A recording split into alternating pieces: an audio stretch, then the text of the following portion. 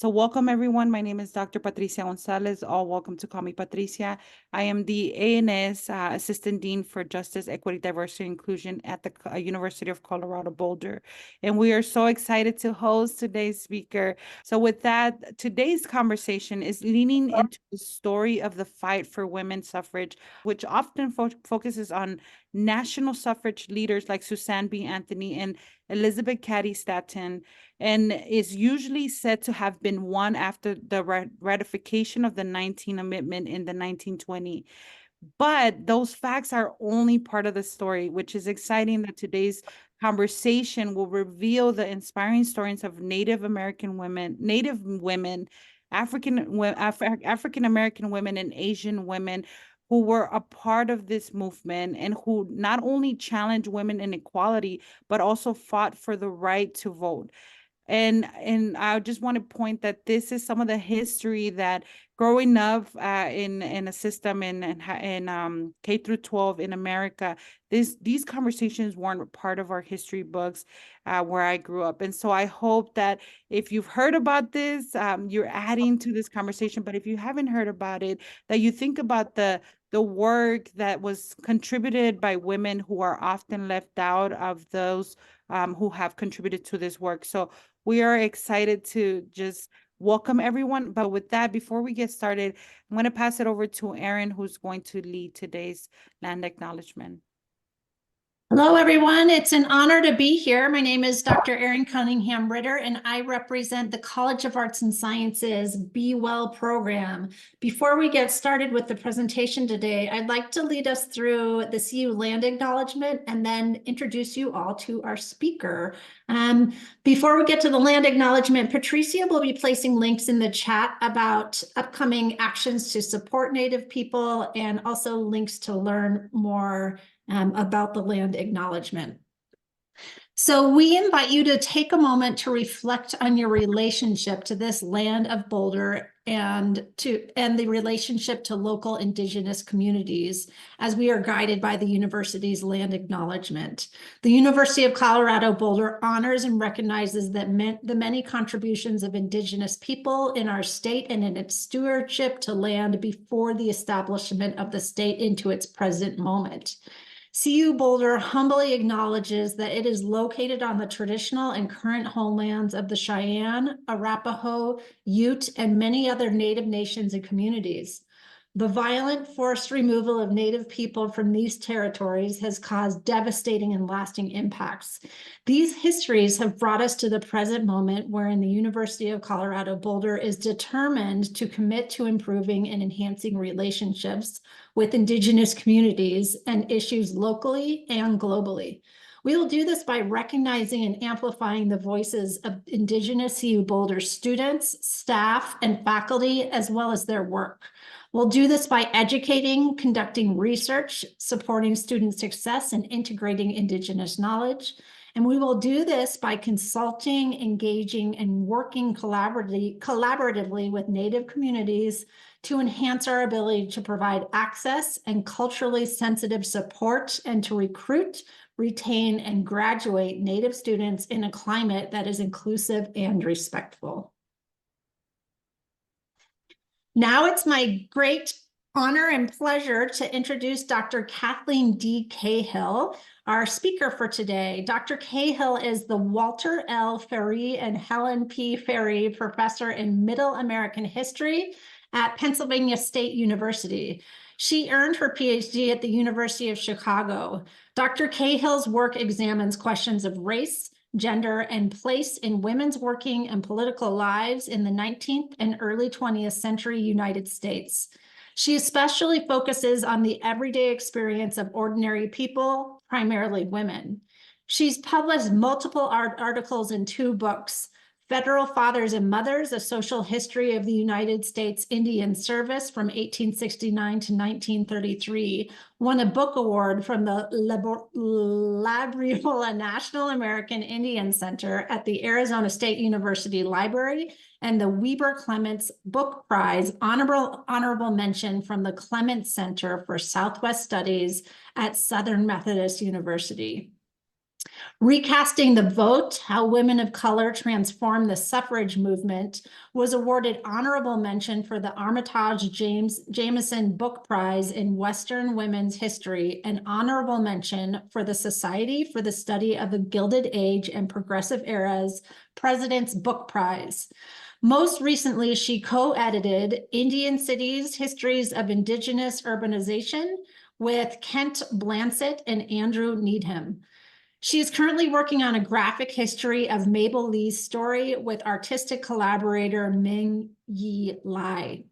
Dr. Cahill has spoken at many venues, including the Library of Congress and the National Portrait Gallery, as well as for the National Park Service.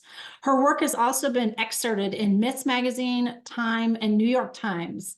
She is an Organization of American Historians Distinguished Lecturer and the Steering Committee Chair for the Coalition for Western Women's History. Let's all give Dr. Cahill a warm welcome. We're so thrilled to have you here.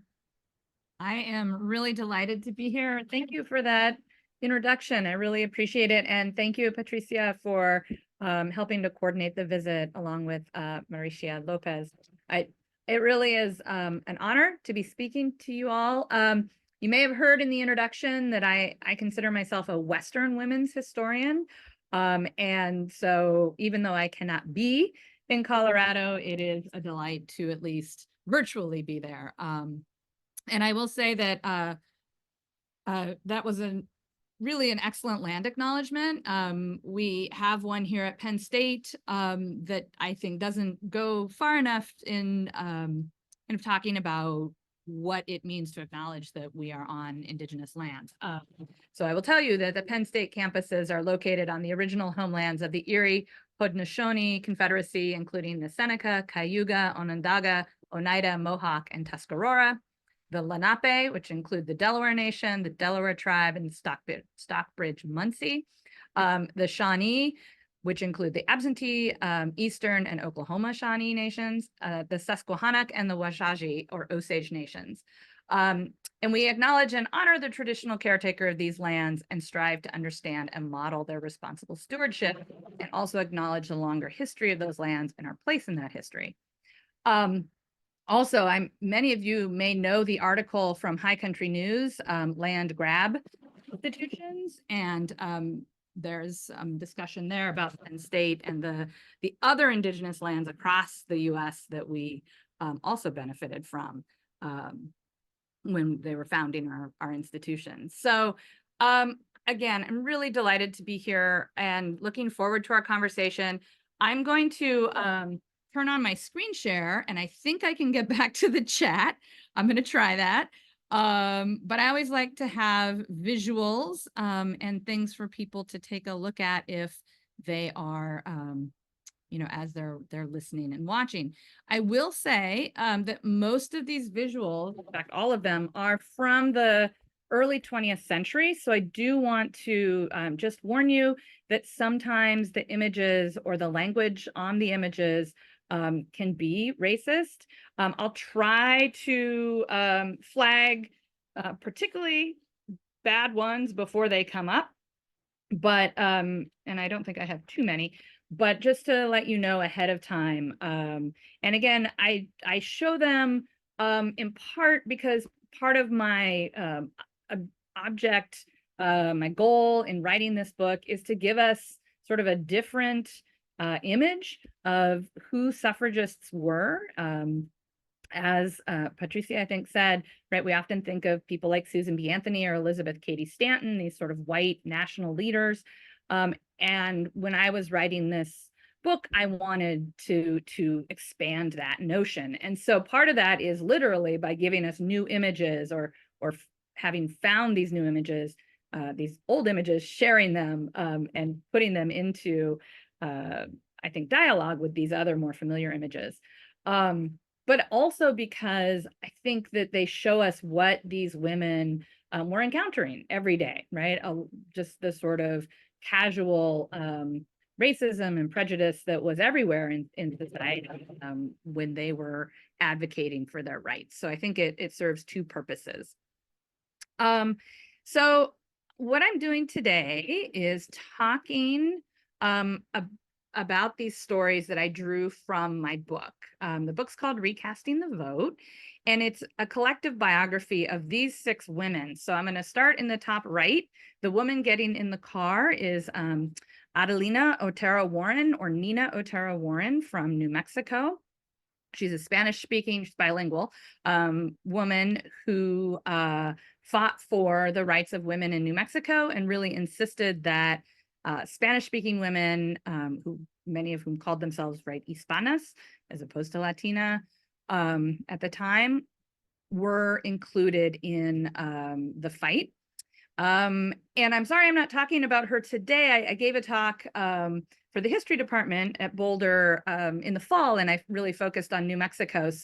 But I'm more than happy to talk about it in the Q&A and talk about New Mexico.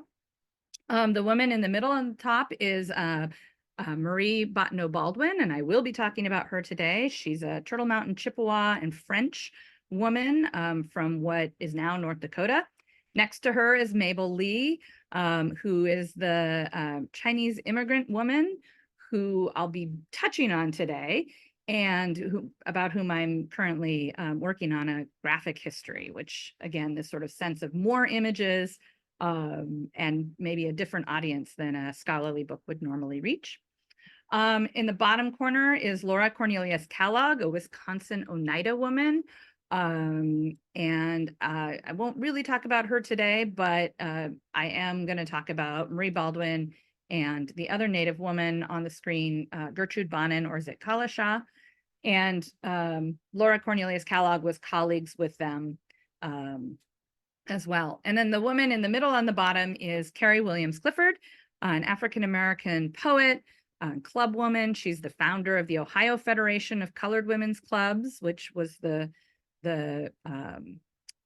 title that they chose, right? Again, in the turn of the century, or 1896, when that was founded, that was the preferred term. Terms change over time, and so that's no longer really the preferred term, but they're basically contemporary with the NAACP, which also again chose their title at that moment. So those 6 women are the women that I write about in the book, and I came to this project because I was teaching at the University of New Mexico. I taught there for 14 years, and it was approaching the anniversary of the 19th Amendment, which was 2020, was the 100th anniversary of the 19th Amendment. And I knew that we were going to be having big anniversary celebrations.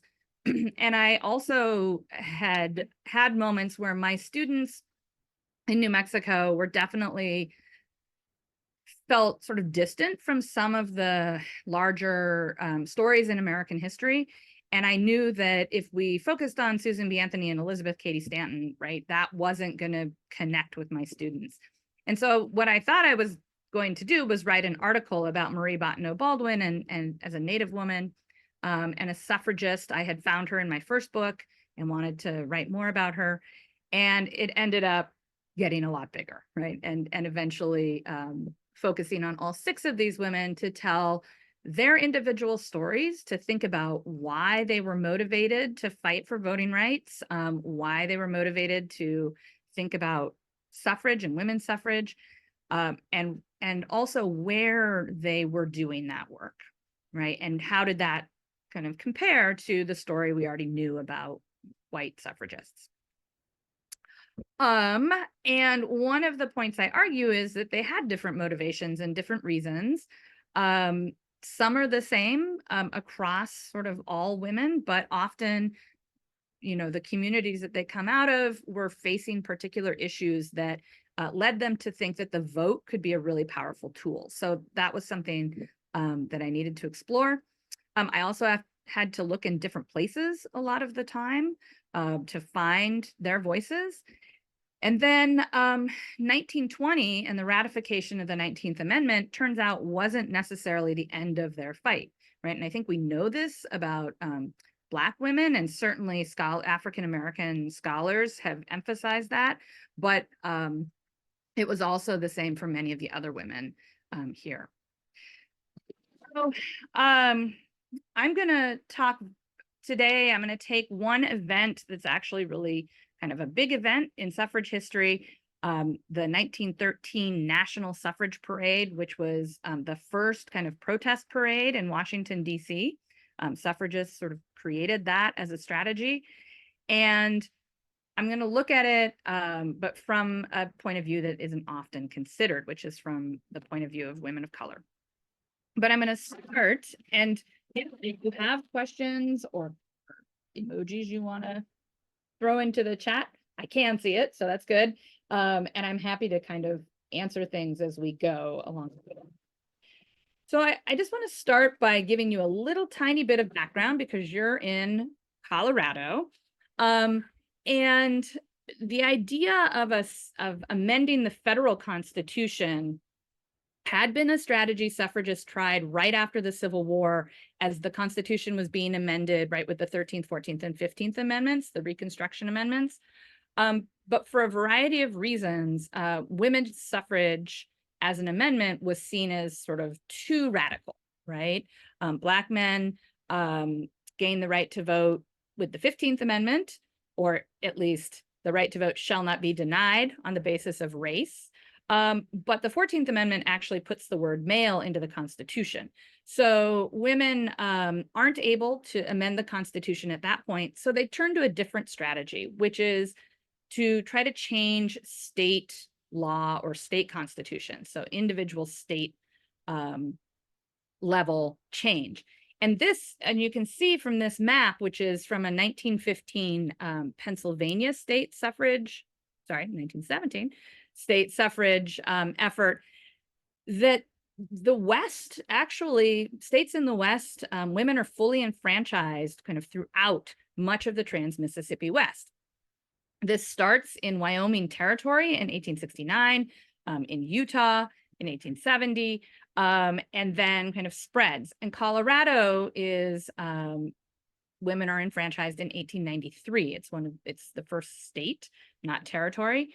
And as these eastern states, like Pennsylvania, argue for suffrage in their own states, they're constantly pointing to the West as the example, right? Society didn't collapse. Women are voting there and, it's going pretty well. And in fact, they would point to various kind of progressive laws, temperance legislation, laws that helped the welfare of women and children, anti-prostitution laws, things like that, to say, look, when women vote, right, they vote in favor of things that make society better. So the West really becomes a place that they point to as examples, and Colorado is really high on that list for most of the time. And in fact, in Pennsylvania, there's an African-American woman named Alice Dunbar Nelson, who is a poet and author in her own right. She's also the widow of Paul Dunbar Nelson, who was one of the first African-American poets to kind of go mainstream in the US.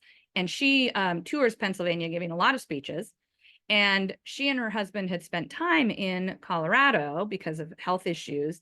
And she talks personally about seeing women in Colorado having voted and how wonderful that was, right? So I wanted to put in a little bit of local history there for you. So you can see that, again, Western states, women had full enfranchisement. They have some in Canada too, right? This is a hemispheric map. And you can also see how suffragists were using color to symbolize things, right? So white is seen as good because that's where women are enfranchised, and black is seen as bad, right? Also, women are disenfranchised in all these states, but let's remember that in the turn of the 20th century, Black men are also disenfranchised in the South because of Jim Crow laws, right? So that there's the voting rights in that region of the country are really bad for many people.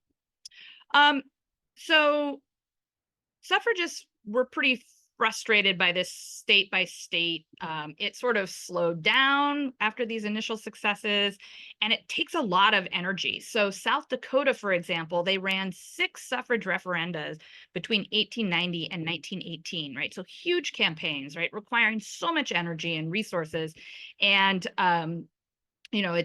they fail multiple times. So they try to think of another option. And in 1913, a woman named Alice Paul, whom you may have heard of, urged the main National American Women's Suffrage Association. That's the biggest group to support a federal amendment, right? So try a different strategy. And she, to kind of announce this new strategy, she organizes this national parade in Washington, D.C. the day before Woodrow Wilson's inauguration. So this is when inaugurations took place in March, not in January. And so she knows that people will be in town for that inauguration, and she'll have a big audience and get a lot of attention. So she starts to organize this parade. And I start my book with this parade because it's a place, and parades were a place where women of color are actually pretty visible if you're looking for them. They're in the newspapers, they're sort of in photographs and things like that. And so it's a place to show the diversity, I think. Even though sometimes the numbers are small, they're represented.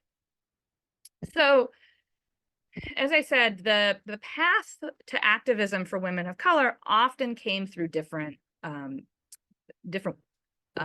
pathways than white suffragists. And I'm going to talk about Marie Bottineau Baldwin as an example of that. So we're going to keep this parade in mind, but I'm going to go back in time to talk a little bit about Baldwin. So as I said, she's of Turtle Mountain, Chippewa, and French heritage. She moves to Washington, D.C. with her father about 1890, and he was tasked by the Turtle Mountain Nation. He was a lawyer, and they sent him to D.C. to contest one of their treaties, to try to get Congress to change the treaty that they felt was unfair. And she goes with him and is working as his legal clerk. So it's quite possible she typed this letter, right? She's doing all of his kind of office work. And she's corresponding, she's doing research on the treaty, she's attending meetings with federal officials, she's meeting tribal delegations when they come to the city. And right, so she's doing a lot of this work. It's slightly complicated, but in 1904, she and her father actually end up in a lawsuit against some other people, and they hire as their lawyer a woman named Belva Lockwood. Now, you might have heard of Belva Lockwood. She's pretty famous. She was one of the first women to run for president, and she was the first woman admitted to the bar before the Supreme Court. So the first woman to argue as a lawyer at the Supreme Court. And I know Marie Baldwin met her, and I think that meeting her kind of and watching her work opened up her eyes, right? This woman is a lawyer, not a legal clerk. Lockwood's also on the board of a new law school called the Washington College of Law that is a woman's law school. They're co-ed, but they're meant really, they're founded by feminist lawyers to train women who are rejected from other law schools because they were women, right? Sex was one of the ways that law schools kept people out. And not surprisingly, this school is a hotbed of suffrage activity in the district. Now, they're really good at sex equality, right? They're very passionate about that. They're not great at racial equality. They often called themselves the only law school for women and men in the city of Washington. But in fact, Howard University, which is one of the HBCUs, historically Black colleges and universities, Howard had a law school, and women could enroll there. And in fact, one of the founders of the Washington College of Law had taken classes there. So they know that that's not true, right? But they refused to allow African-American women to enroll at their school. They don't have the same problem with Native women, and they don't seem to have the same problem with women from Latin America, right? So, so Baldwin doesn't face that kind of discrimination. And that's true, I think, in a lot of ways. This is not to say she didn't face any, but it's different than the anti-Blackness that Black women faced. So she's a really impressive student, I think, because she'd been a legal clerk. She finishes a 3-year course in 2 years' time, and she's also working full-time at this point in the Bureau of Indian Affairs, right? She's a clerk in the Washington office. She's one of the only Native people working in Washington, D.C. Most employees of the BIA worked out, right, on reservations and schools across the country. And she's probably the highest paid Native woman in the service because of where she works. So she's working full time. She is going to law school, and she becomes a founder of a new organization called the Society of American Indians. Now, oops, I'm sorry, here are some pictures of her. You can see she's in kind of fashionable dress in the one, and then the other is the picture that she puts in her personnel file, which I think is a pretty deliberate choice. And we can talk about that if you want, but I think that says something. So the Society of American Indians is very similar to the NAACP, founded around the same time. They were very well educated by Western standards, Native people who wanted to really push back against the stereotypes that they faced in US society, right? And you can imagine what those stereotypes are. This is sort of the period of dime novels and Buffalo Bill shows.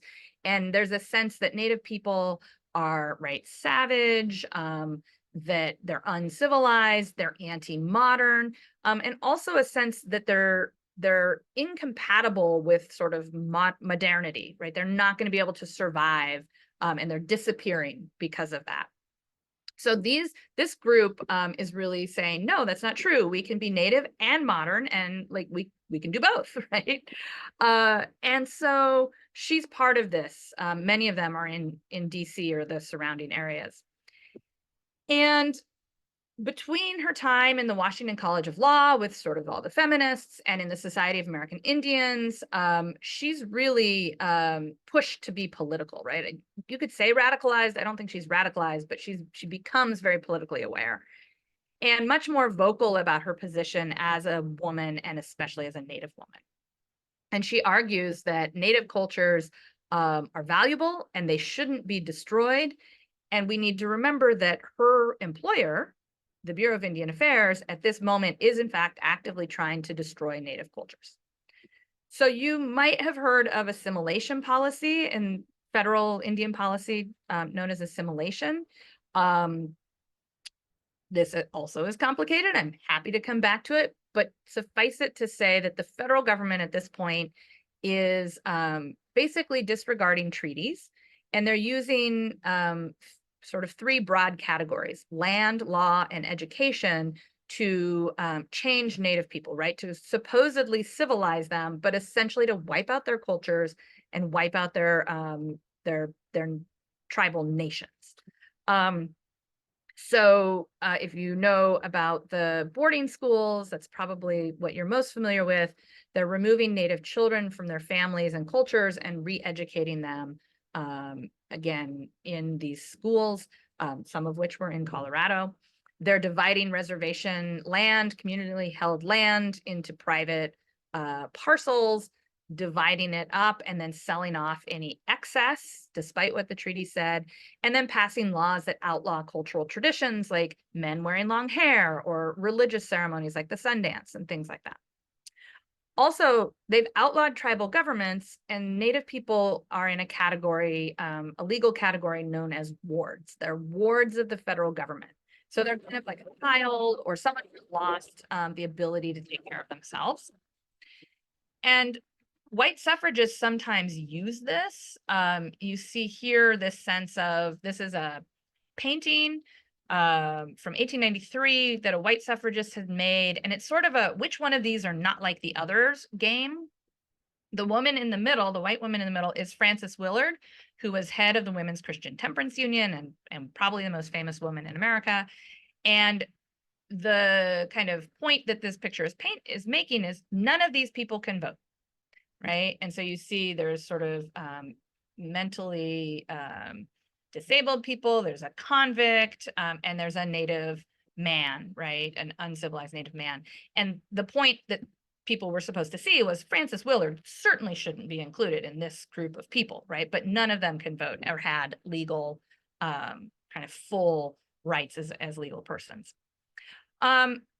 So the federal government is actively, right, trying to change Native cultures, and they're hiring Native people to do that. People like Marie Botno Baldwin, partly because they can be hired cheaper. They're often paid the Indian rate, but partly because the government sees it also as like an adult education program. So for people working in the schools, say, they would hire women as assistant bakers or assistant laundresses or assistant seamstresses.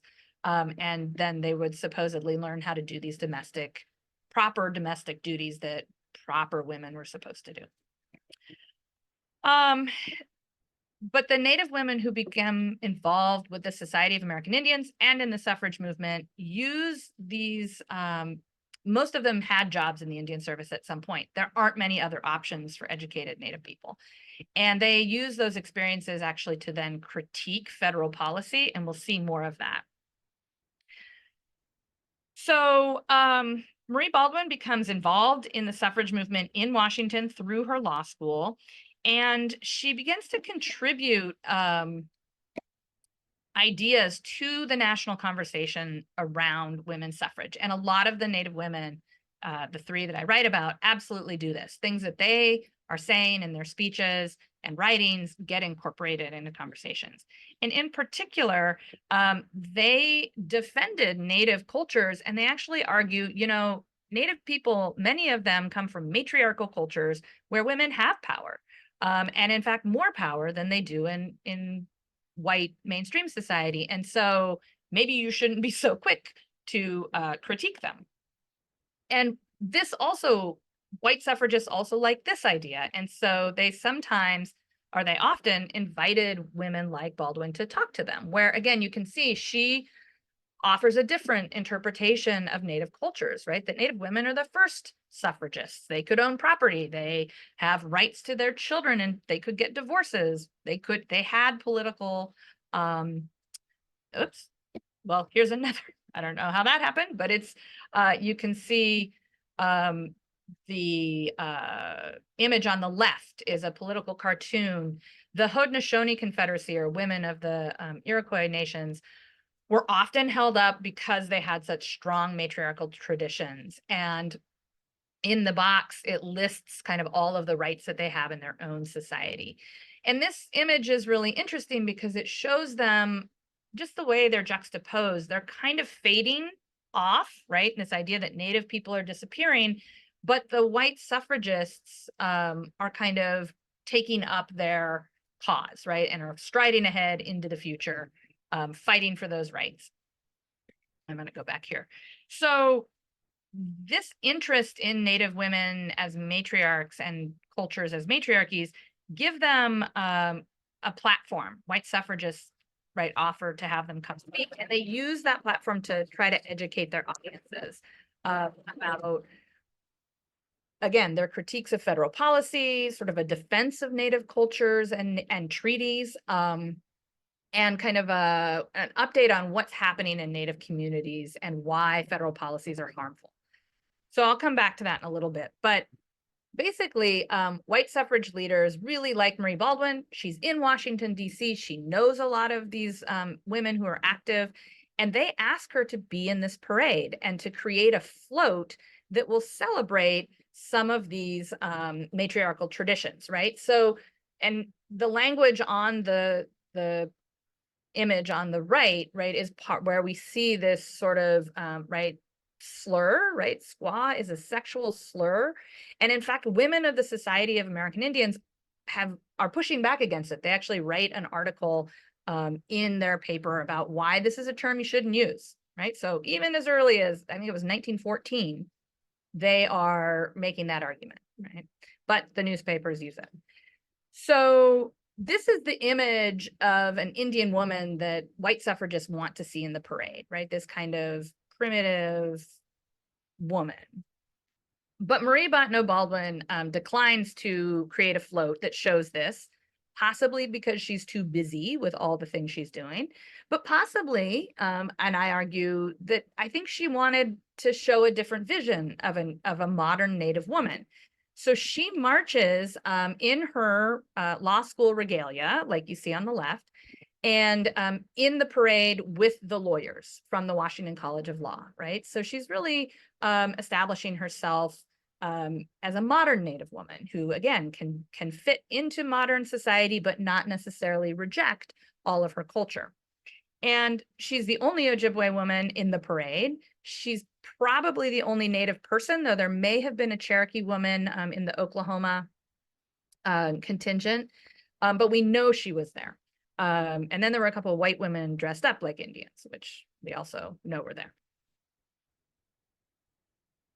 And one of the things I talk about in the book is, as I said, she was invited to be there and to be very visible, but not all women of color are treated the same by suffragists. And this parade's a good example. So Baldwin's invited, and Alice Paul also invites a Chinese woman to participate in this parade. And I don't know as much about her. She's identified as as Mrs. Wu, and I couldn't ever quite track down who she is, but we see her here, and her flag, which you can see is kind of striped, that is the flag of the new Republic of China. In 1911, in China, there was a revolution that overthrew the Qing dynasty that had been around since 1644 and established a republican government. This is not, right, there'll be another revolution in 1949 with the communists, but initially, there's this new Republican government. She's probably a college student. She's probably connected to the Chinese embassy, and she's very proud of her new nation. And many of the Chinese immigrants in the US were. And actually in my book, I don't write about her so much because I don't know who she is, but I do write about a woman, Mabel Lee, who you can see here actually marches in the New York City parade, which had happened the year before in 1912. And she's asked to ride in the very front of the parade. So she too is very visible in this in 1912 in New York. And what white suffragists were doing was kind of the idea that, sorry, let me step back. So in that revolution in China, it was, the rumors came to the United States that women were enfranchised in the new republic. And this is not really what happened, but they were in at least one province, in Canton province, where most immigrants from China to the US had come from. So they're kind of right. But white Americans have lots of stereotypes about the Chinese and China as a very backwards nation, as right heathen and oriental and kind of all of these things that are the opposite of the United States. And as you may know, it's so, they're seen as so kind of different that the US has passed the Chinese Exclusion Act in 1882 and passed it every 10 years, so that most Chinese people are not allowed to immigrate to the United States, and the very small number that are not allowed to become naturalized citizens. So for white suffragists to kind of hold up a Chinese immigrant girl, she's 16, she's a high school student, as someone to lead their parade, I had to ask what was going on with that. And what's going on, I think, is that white suffragists are trying to shame American politicians, right? To say women have been enfranchised in China, this nation's supposedly so backwards and different from us, but women in the US still can't vote. Now, Mabel Lee and Mrs. Wu are in those parades for a different reason, right? They agree because they are platformed. They get to kind of celebrate their new nation. They're trying to change the conversation in the US as well, to say, China's a republic now, right? We're like you. We were inspired by your revolution.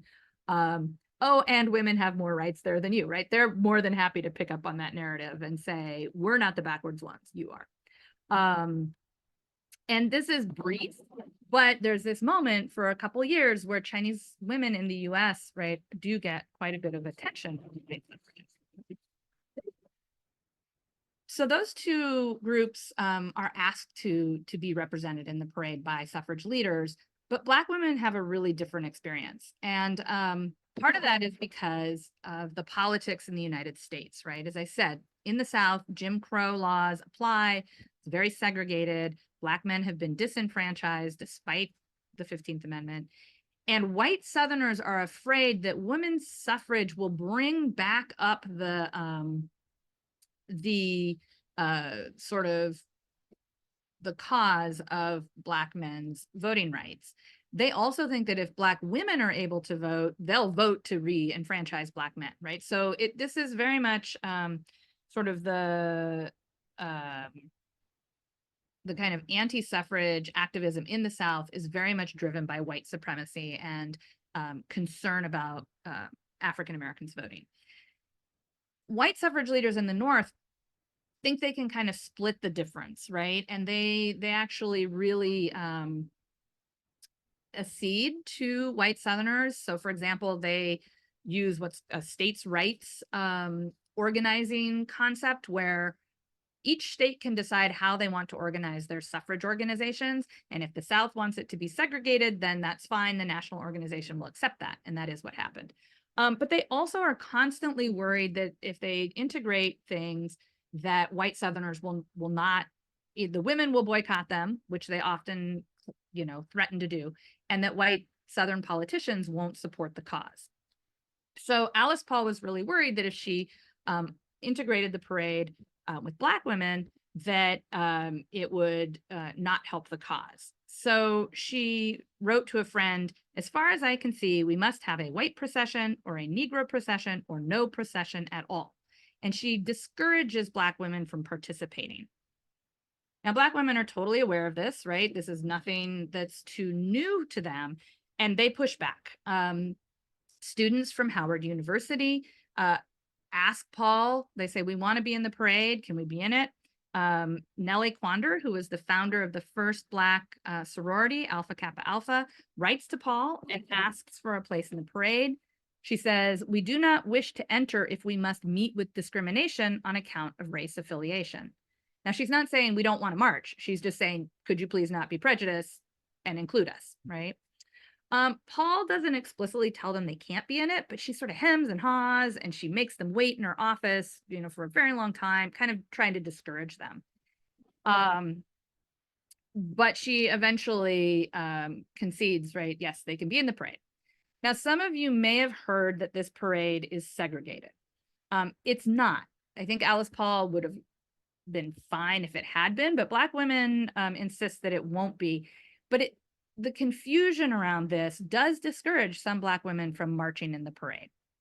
And again, that sort of rumor that it was segregated persists into the present. You still see it. But Black women do show up.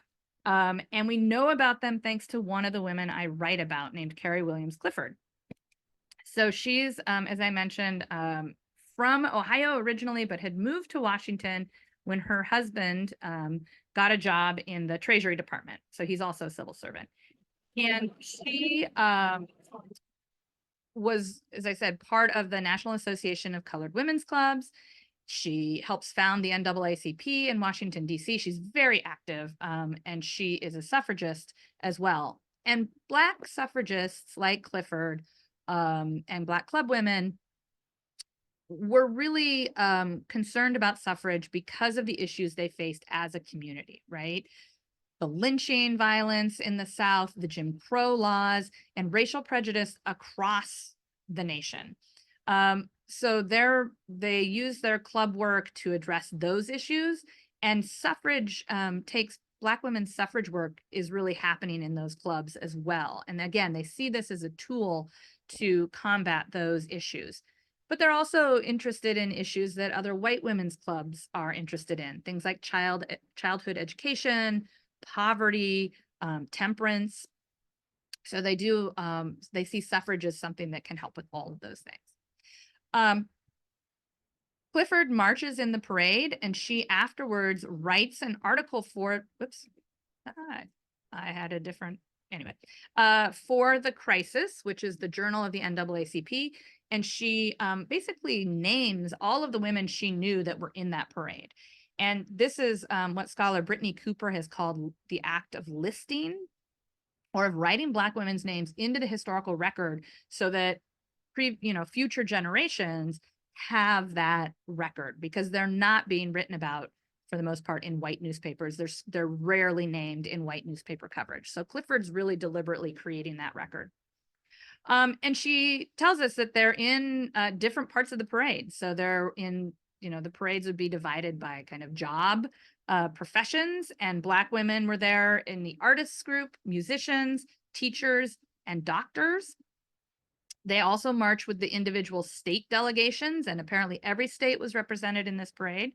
Black women are there at least in Illinois, Illinois, Michigan, and New York's delegations.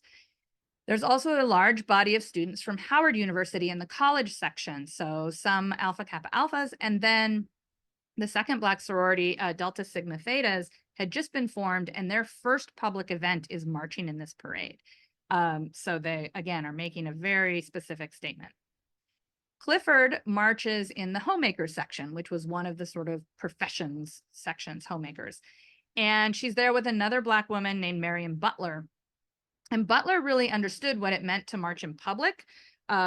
She was very aware of the violence aimed at Black communities. She was from South Carolina, and when she was a child, her community had witnessed 8 men in their hometown being lynched in a single day, right? This really violent incident, and her sister actually marries the son of one of those men. So, right, this is something that had impacted her family. And she really believes, and she testifies later to Congress, so we know this, that she believes if Black women have the vote, they can pressure the federal government to pass anti-lynching legislation, right? So that is one of her main reasons for marching.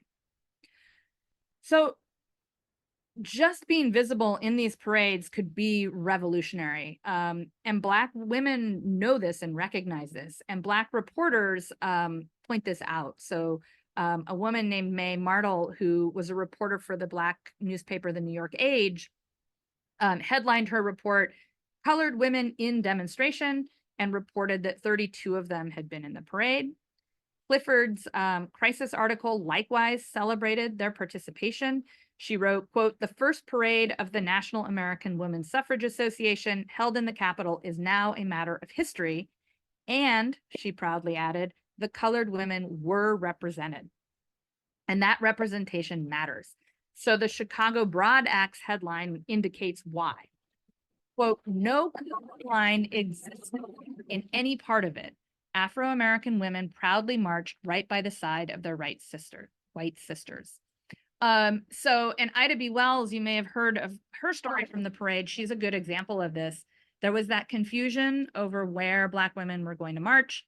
She came with the Illinois delegation. She had founded the Alpha Suffrage Club in Chicago, so she's one of the women sent by Illinois to represent the state.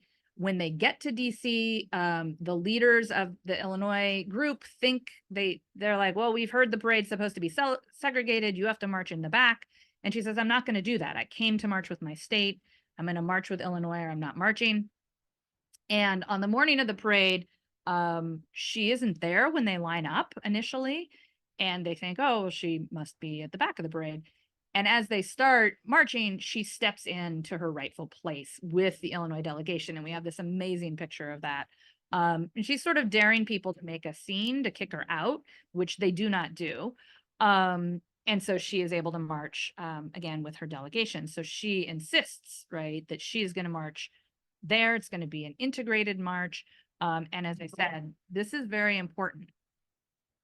And these visions of equality are under attack at this moment. So President Wilson takes office, right, the next day, and he and his cabinet immediately begin to segregate the civil service. So this hits Carrie Williams Clifford very hard. Her husband is a civil servant, as I mentioned. His salary in July of 1913 is dropped from $1,600 a year to $1,400 a year, right, just because he's Black. The space of the Capitol is changed. They put up curtains between Black and white civil servants. They segregate cafeterias and bathrooms throughout the Capitol. And so this is, right, this is the larger context that Black women are up against. Thank you so much. I'm sorry you're leaving. I'm going to talk a little more about the Indian Citizenship Act and voting rights, but thank you for being here for this part of it. I appreciate it. So I'm going to switch actually now. We're going to jump ahead a little bit to 1920. And so within 7 years from this parade to 1920, the Constitution is amended, right? It took a lot of work, and I'm skipping over all that work. But as of 1920, the 19th Amendment to the Constitution is ratified. The 19th Amendment is basically based on the 15th Amendment. So it doesn't say women have the right to vote, right? It's not a positive assertion of rights. It says the vote cannot be denied on the basis of sex. And those are two very different things, right? Because it means that the right to vote can be denied on other bases. The 15th says it can't be on race, color, or previous condition of servitude. That's being ignored. But there are lots of other ways you can keep people from voting. And so for a lot of women of color, that is the case. So while white women celebrate, and this is Carrie Chapman Catt, president of NASA, she's celebrating. She says, now that we have the vote, let us remember we are no longer petitioners. We are not wards of the government, but free and equal citizens. She says, the victory was everybody's victory who had labored in the cause. But it wasn't, right? There were some women, many women, the vote is expanded, right? There are many, many women who are now able to vote. Most of them are white. And it doesn't apply equally. So what happens for, again, the white women who can vote, and for some Black women, is there's the shift. All of these suffrage organizations become leagues of women voters. They start educating women on how to participate in elections and prepare for the elections as first-time voters. In the North, in certain states like Pennsylvania, New York, right, in places like Colorado, Black women are able to vote. But in the South, as they attempt to vote in 1920, those very same laws that keep Black men from voting are used against Black women, right? So literacy clauses, grandfather clauses, right? Just general, if the registrar doesn't like you, they can turn you away. All these poll taxes, right? Which also affect Mexican Americans in places like Texas. And so, the struggle in those places is going to keep going. Native women are also not included in that expansion of the franchise under the 19th Amendment. As we talked about, most of them are considered legal wards of the government, and they cannot participate in the civic life of the nation. So the Society of American Indians, right, they'd been pointing this out for a while, and they continued to make that case after 1920. Oh, I'm sorry. So I wanted to show just some examples of Black women, particularly in the North, really immediately attempting to use the vote to pass anti-lynching legislation. They get very close in 1921. It passes the House, but not the Senate. And that continues then to be an issue throughout the 20th century. So I want to talk a little bit about Gertrude Bonin, or Zickalasha, who was Marie Bottineau Baldwin's colleague in the Society of American Indians. She is a Yankton Dakota woman from South Dakota. She also very well educated, not in federal boarding schools, but in a missionary boarding school in Indiana. And then she went to Earlham College in Indiana. The job she can get after that is working for the federal government at the Carlisle Indian School, which is here in Pennsylvania. It was the first off-reservation boarding school. She eventually, with her husband, is stationed in Utah on a reservation. And in 1917, she's elected secretary of the Society of American Indians, and she actually moves to Washington, D.C. to work in the headquarters. So in Washington, she becomes a really active suffrage speaker, just like Marie Baldwin. She often wore the dress you see, the buckskin dress on the right, partly because she very much knew that white women were interested in that, right? That's what they thought of when they thought of Indians. And so they thought of these kind of traditional cultural things. But when she got up to give her talk, she often stressed what she called the Indians of today, right? Again, we're not disappearing. We're not something that's historical. We're here today. We are thinking about our future, and here are the problems that we face that we would love some help fixing, right? So she talks about healthcare on reservation. She talks about federal policies and broken treaties. She talks about the fact that Native people are wards and under the care of federal bureaucrats who could be racist and sometimes corrupt. She talks about the loss of land, all of these things. And again, she points out, like many of the women of color that I talk about, that it's not just Native women who are disenfranchised, but Native men can't vote either, right? And this is during World War I. Many of those Native men, and in fact, disproportionately Native men, serve in the army in larger numbers than any other group, if you look at percentages. And most of them were not US citizens, right? They are wards. So she is making the case to white women that they need to support Native citizenship. That's for her is a good solution. And that's before 1920, and she continues to tell them that after 1920. So to give you an example, in 1921, Alice Paul and her National Women's Party hold a conference. So this is right after the 19th Amendment. And they hold a conference in Washington. They invite all kinds of women's organizations. And they're saying, what should we do next, right? We're really good at politics, right? We know how to lobby and get stuff done. What should we focus on next? And they're kind of taking ideas. And again, lots and lots of different groups you see on the right. Black women are also there. They're not in that group photo, but in their own newspapers, we see that, right, again, celebrating like we were here, we were part of this historic moment. Gertrude Bonnen is also there. And she speaks at the conference on the recognition, she's making the case for the recognition of the rights of Indians. And again, pointing out that the 19th Amendment didn't change Native women or men's kind of access to votes. And so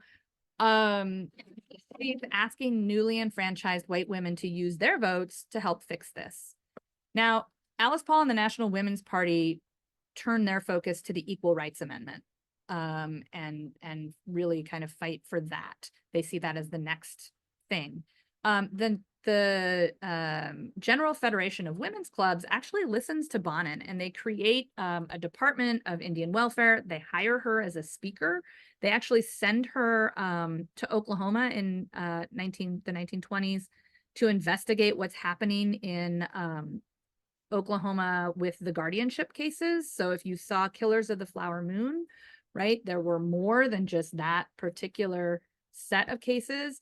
And they send Gertrude Bonnen, the Kalasha, down to do a study of that. And she helps write a report called Oklahoma's Poor Rich Indians that calls attention to that violence against Native people that the guardianship system that the federal government set up has created.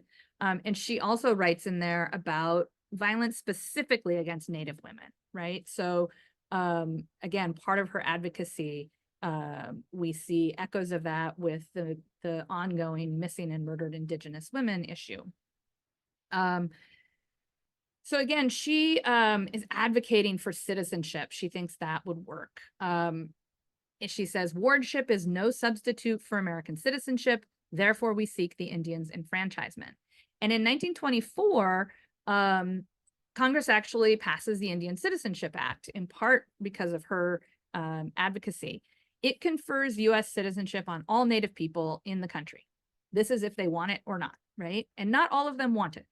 There's not, Native people don't all think the same way. Bonnen wants it. Other people definitely want it. People like the Haudenosaunee Confederacy, most people there don't want it, right? And they argue we're our own nation. We don't need U.S. citizenship. We have nation-to-nation relationships, but Congress is not paying attention. So Bonnen is really excited about this, right? Now Native people can vote. Now they can use that. And in 1926, she found something called the National Council of American Indians.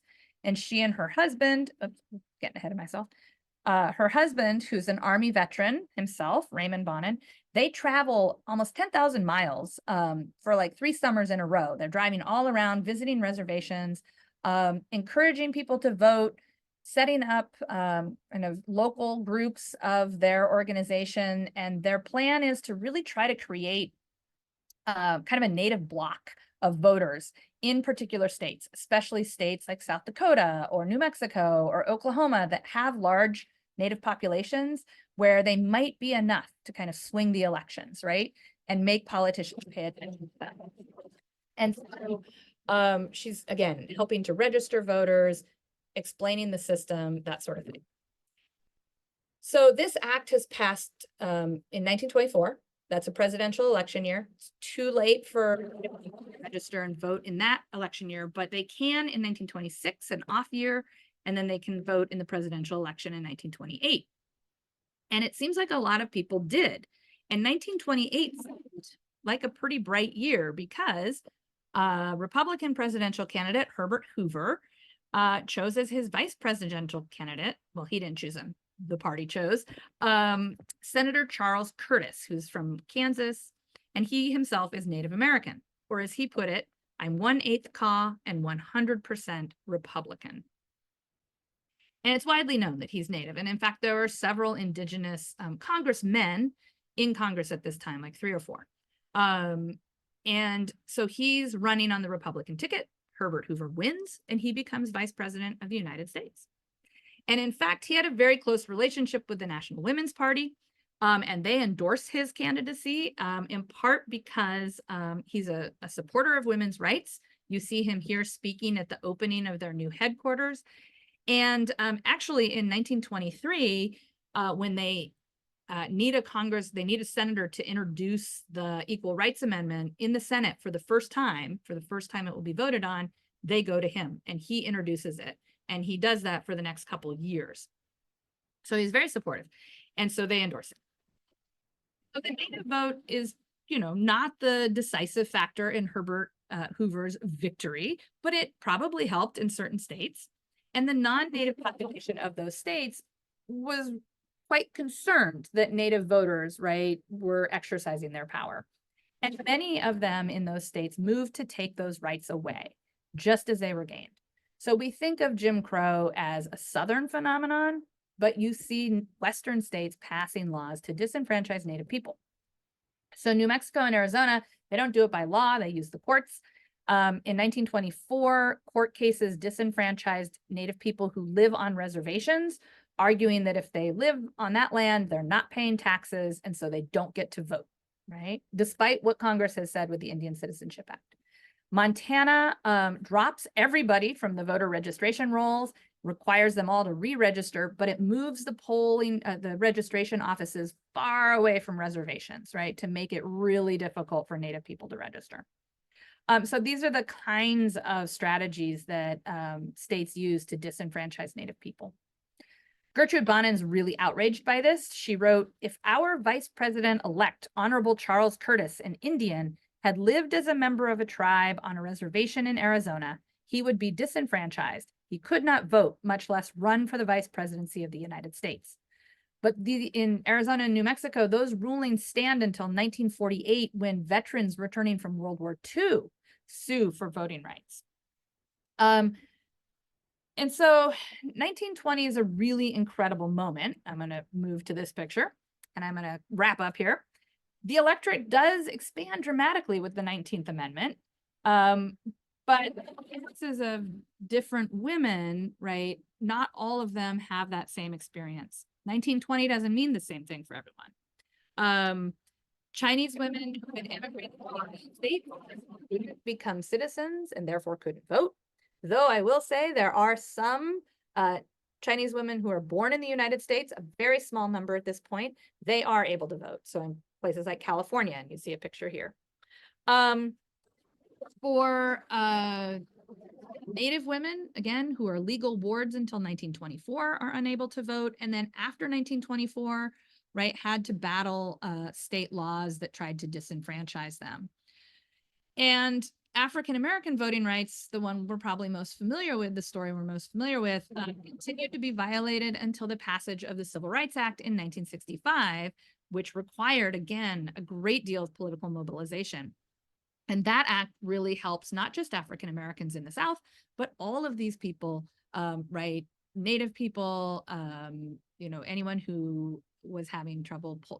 We get rid of the poll tax technically with another amendment, but all of these different ways people are disenfranchised. The Voting Rights Act really helped. It's every 10 years it was re-upped. In 1975, they add amendments about having voting information in different languages. If you have 10% of a population that speaks something other than English, you have to have material in that language. And that's a huge help, particularly for Asian Americans, for Latin American, Latino and Latinas, and some Native people as well. But that's 1965, right? Not 1920.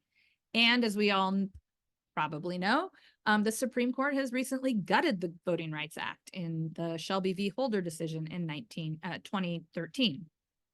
So these suffrage stories, adding them to our narrative doesn't just expand our cast of characters, which it does do, but it really changes the story itself, and particularly right when the end of that story is.